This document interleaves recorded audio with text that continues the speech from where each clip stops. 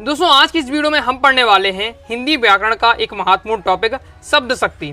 तो इस वीडियो में हम जानेंगे शब्द शक्ति क्या है, शब्द शक्ति की परिभाषा, शब्द शक्ति के प्रकारों की परिभाषा उदाहरण सहित, और इजी उदाहरण दूंगा, बहुत ही आसान लैंग्वेज में समझाऊंगा। वीडियो को देखते ही देखते आपकी तैयार हो जाएगा शब्द शक्ति वाला टॉपिक, तो ध्यान से अंत तक देखिएगा। तो दोस्तों देख लेते शब्द शक्ति की परिभाषा में आपको बताना है शब्द और अर्थ के संबंध को शब्द शक्ति कहते हैं। यह संबंध ही शब्द का अर्थ व्यक्त करता है। शब्द शक्ति क्या है? शब्द और अर्थ का जो संबंध है वो शब्द शक्ति है। बस केवल इतना ही परिभाषा है। शब्द और अर्थ का जो संबंध है वही हमारी क्या है? शब्द शक्ति कहलाती है। तो यह संबंधी क्या है? शब्द का अर्थ व्यक्त करता है। ये हो जाती है शब्द शक्ति की आपकी परिभाषा। मैं आपको उतनी ही परिभाषा दूंगा। देखिए आप डिटेल से लिखना चाहे तो आप एक पेज भी लिख सकते हैं शब्द शक्ति की परिभाषा उसके बारे में, लेकिन मैं आपको उतना ही बताऊंगा जो आपके पेपर में लिखना है। पेपर में यहाँ शब्द शक्ति क्या है 2 नंबर में, केवल आपको इतना बता देना है। ओके, पेपर में आता है शब्द शक्ति की परिभाषा और प्रकार लिखिए, तो आपने ये परिभाषा एक लाइन की बता दी और प्रकार बता दिए।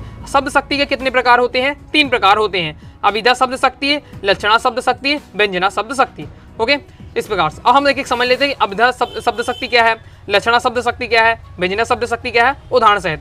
सबसे पहले हम देखेंगे हमारा अभिधा शब्द शक्ति। ओके, तो अभिधा शब्द शक्ति क्या है? शब्द और अर्थ का साक्षात संबंध अभिधा कहलाता है। परंपरागत रूप से प्रचलित मुख्य अर्थ का बोध कराने वाली शक्ति अभिधा कहलाती है। अभिधा शब्द शक्ति कहलाती है। मतलब ऐसा मतलब साधारण वाक्य, एक बार से कहें साधारण वाक्य जो क्या है, जिसको जो वाक्य में बोला उसका एक प्रचलित अर्थ होता है, वही अर्थ ग्रहण कर रहा है, तो वो आपका क्या हो जाएगा? अभिधा शब्द शक्ति। जैसे अपना घर सबको प्यारा होता है, तो इसका एक ही मतलब है कि सबको अपना घर प्यारा होता है। सिंपल बात है। अयोध्या के राजा दशरथ थे, सिंपल है। तो जो सिंपल सेंटेंस होते सरल वाक्य होते हैं वो आपकी अभिधा शक्ति में चले जाते हैं। तो परंपरागत रूप से प्रचलित अर्थ का बोध कराने वाली शक्ति हमारी क्या है? अभिधा शब्द शक्ति कहलाती है। मतलब जो उसको पढ़ने में हमें जो अर्थ हमारे दिमाग में आता है वही अर्थ है, तो हमारा क्या हो जाएगा? अभिधा शब्द शक्ति हो जाएगा। मतलब सिंपल वाले जो आपके सेंटेंस रहते हैं वो आपकी अभिधा में आते हैं। लक्षणा में देख लेते, लक्षणा शब्द शक्ति अब देख लेते हैं। तो लक्षणा से शब्द शक्ति में नाम ही है लक्षण, लक्षण दिखते हैं इसमें। ओके, देख लेते हैं। जिस शब्द शक्ति से प्रचलित अर्थ या मुख्य अर्थ का बोध ना होकर उससे संबंधित अन्य अर्थ का बोध हो, वहाँ लक्षणा शब्द शक्ति होती है।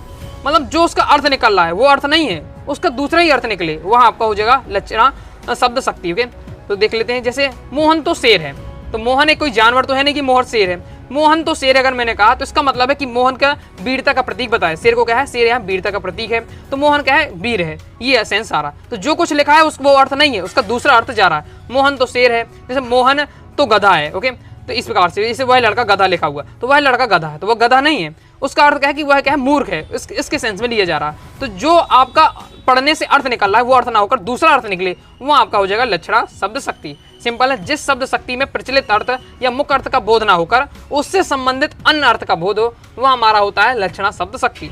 अब दोस्तों हम देख लेते हैं व्यंजना शब्द शक्ति। व्यंजना शब्द शक्ति क्या है?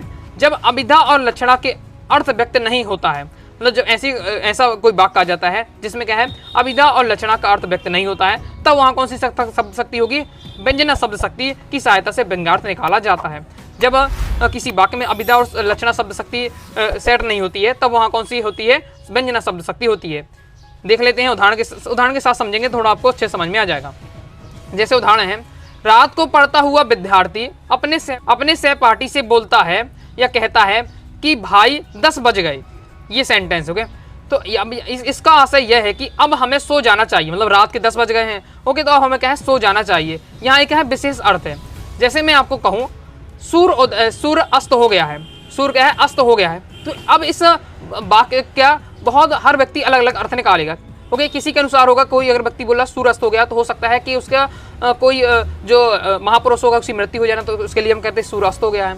यह सिंपल बात है कि शाम हो गई, ये भी अर्थ निकलता है। मतलब एक वाक्य के जब कई सारे अर्थ निकले, ओके, सब हर व्यक्ति अलग अलग अर्थ बताए, वहाँ आपका व्यंजना शब्द शक्ति होगा। ओके, तो पेपर में आता है पहचानने के लिए कैसे आपको पहचानना है कि अगर उसका अर्थ निकालते तो हर व्यक्ति उससे कई सारे अर्थ निकल रहे हैं। अगर उस वाक्य के कई सारे अर्थ निकल रहे हैं, ओके, तब आपको समझ जाइए व्यंजना आपकी शब्द शक्ति होगी।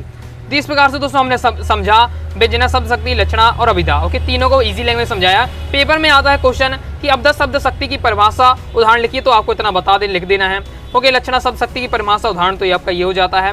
व्यंजना शब्द शक्ति की परिभाषा उदाहरण ये हो जाता है। तो इस प्रकार से आपको लिख लेना है। ओके, जितना आपको पेपर में लिखना है उतना ही मैंने आपको बताया, ज़्यादा डिटेल से ज़्यादा टॉपिक को विस्तार से नहीं मैंने आपको लिखा है। ओके, ताकि आपको क्या पेपर में 1-2 नंबर का क्वेश्चन आता है तो आप क्या है उसी हिसाब से मैंने आपको कंटेंट समझा दिया है। ओके, तो आई होप आपको वीडियो पसंद आई होगी। कोई दोस्तों डाउट आता है कमेंट बॉक्स में जरूर पूछ लीजिएगा। आगे आपको हिंदी का कौन सा टॉपिक समझना है इजी लैंग्वेज में और इंग्लिश सब्जेक्ट में भी, तो कमेंट बॉक्स में जरूर बताइएगा।